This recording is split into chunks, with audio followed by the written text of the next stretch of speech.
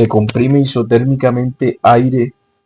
que se puede considerar como una mezcla de 79% de nitrógeno y 21% de oxígeno por número de moles a 200 Kelvin, de 4 a 8 megapascales en un dispositivo de flujo estacionario. El proceso de compresión es internamente reversible y el flujo máximo de aire es 2.9 kilogramos por segundo. Determine la entrada de potencia al compresor y la tasa de rechazo de calor, tratando la mezcla como gas ideal y como gas no ideal usando la ley de Amagat. Recordemos que un proceso se denomina internamente reversible si no ocurren irreversibilidades dentro de las fronteras del sistema durante el proceso. De manera que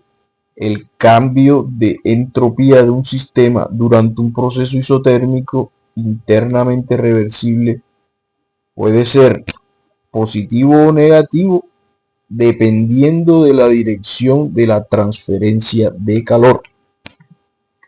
Por lo que si aplicamos la primera ley de la termodinámica, entonces podemos decir que el flujo de energía que entra menos el flujo de energía que sale de un sistema será igual al cambio del flujo de energía total del sistema, siendo este igual a cero en tanto que consideramos un dispositivo de flujo permanente, en este caso la compresión isotérmica del aire mediante un proceso internamente reversible. Por lo que el flujo de energía que entra al sistema será igual al flujo de energía que sale de este. Entonces las interacciones energéticas de este dispositivo se ven reflejadas como una potencia que ingresa al compresor, porque es el que va a provocar el incremento de la presión del aire, y tenemos las energías de flujo correspondientes tanto a las condiciones de entrada y salida de pues el flujo de materia que está ingresando al compresor. Sin embargo, como tenemos un proceso que es internamente reversible y también es un proceso isotérmico, entonces si consideramos a esta mezcla de gases representadas en el aire como gas ideal, entonces en gases ideales la entalpía es una función estrictamente de la temperatura, y como es isotérmico, entonces nos quedará que la entrada de potencia al compresor es igual al flujo o la tasa de rechazo de calor en el sistema. Para un proceso internamente reversible, entonces la tasa de rechazo de calor es igual al flujo molar de aire multiplicado por la temperatura de este y al mismo tiempo por el cambio de la entropía del sistema.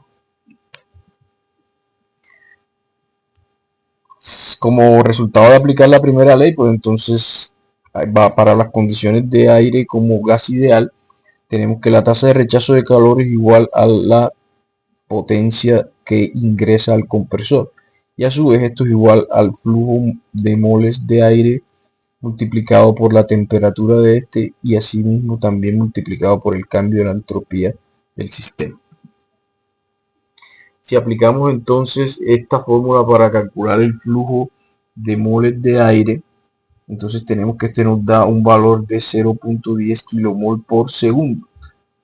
al asociar la masa molar del aire y el flujo másico de este declarado en el enunciado del problema. En un proceso donde se considera un sistema como gas ideal, en este caso aire, podemos utilizar esta aproximación para calcular el cambio de la entropía del sistema. Como estamos en un proceso isotérmico, entonces este queda solamente como una función del diferencial de presión, y este cambio de la entropía del sistema considerando el aire como gas ideal da el negativo de 5.7628 kJ kilomol Kelvin.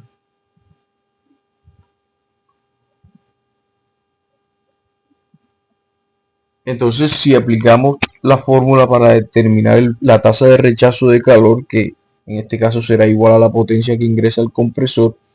Simplemente reemplazamos los valores correspondientes para flujo molar de aire, temperatura y cambio de entropía del sistema, y para estas condiciones nos da un valor de menos 115.3 kilovatios. Ahora, considerando al aire como gas no ideal, al emplear la ley de Amagat, entonces podemos determinar el cambio de entalpía y el cambio de entropía del sistema considerando la desviación del comportamiento ideal, en este caso del aire, desde el estado inicial al estado final.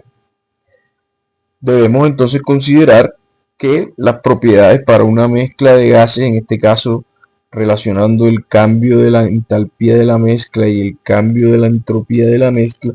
está como una función de la fracción molar en fase gaseosa de cada uno de los componentes del sistema. En ese sentido, utilizamos las cartas generalizadas que se encuentran en la figura A29 y A30 de las tablas termodinámicas a efectos de estimar la desviación tanto de la entalpía como de la entropía de los componentes que integran la mezcla de gases que estamos analizando. Sin embargo, para ingresar en estas figuras en cuanto a la lectura de la desviación tanto de entalpía como de entropía, debemos considerar las condiciones de temperatura y presión iniciales y finales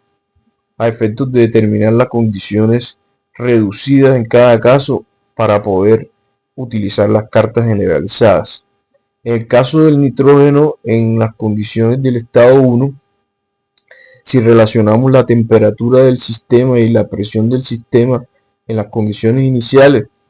nos da que hay una temperatura reducida a 1 y una presión reducida a 1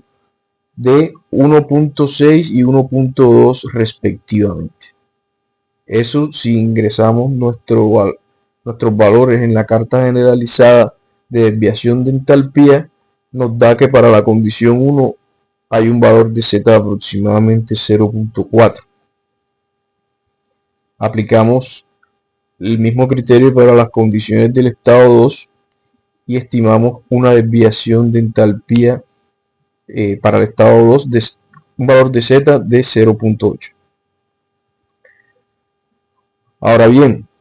para calcular la desviación de la entropía del sistema, debemos relacionar entonces un valor de Z para las condiciones iniciales, que en este caso nos da un valor de 0.2 al relacionar una temperatura reducida y presión reducida en las condiciones iniciales de 1.6 y 1.2 respectivamente. Asimismo, para las condiciones del estado 2, un valor de la desviación de la entropía a estas condiciones nos da un valor de Z de 0.4. Para el oxígeno, debemos entonces, de igual manera que se hizo para el nitrógeno, calcular la desviación tanto de la entalpía como de la entropía por medio de los valores de Z tanto en las condiciones iniciales como en las condiciones finales. Entonces, en este caso, calculamos un valor de Z de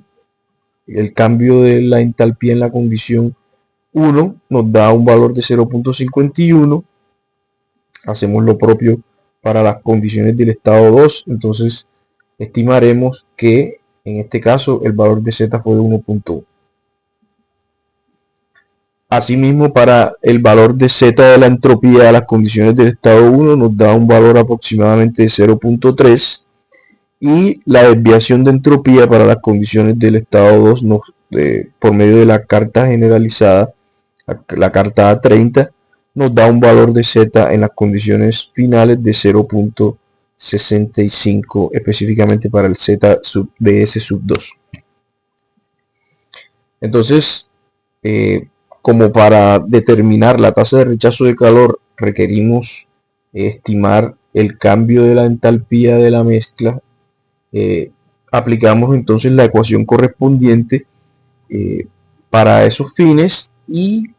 relacionando por supuesto la estimación del cambio de la entalpía y de la entropía del sistema con las ecuaciones correspondientes a la aplicación de el tratamiento de esta mezcla de gases como no ideal. Entonces, en principio, como el aire lo podemos desagregar como una mezcla que tiene aproximadamente 79% de nitrógeno y 21% de oxígeno, entonces lo que hacemos es reemplazar los valores correspondientes de temperatura crítica tanto para el oxígeno como para el nitrógeno, eh, los valores de la fracción molar en fase gaseosa de cada uno de estos componentes y al mismo tiempo los valores de Z, en este caso para cada uno de los componentes, tanto en el estado inicial como para el estado final, en este caso para la entalpía, ¿listo? Entonces, como es un proceso isotérmico, eh, y cuando se considera a esta mezcla gaseosa como gases ideales, la entalpía es una función exclusivamente de la temperatura. Entonces, en este caso, estos términos se cancelan porque da los mismos valores en el estado inicial como final, porque es un proceso isotérmico. Entonces, nos queda que el cambio de la entalpía de la mezcla,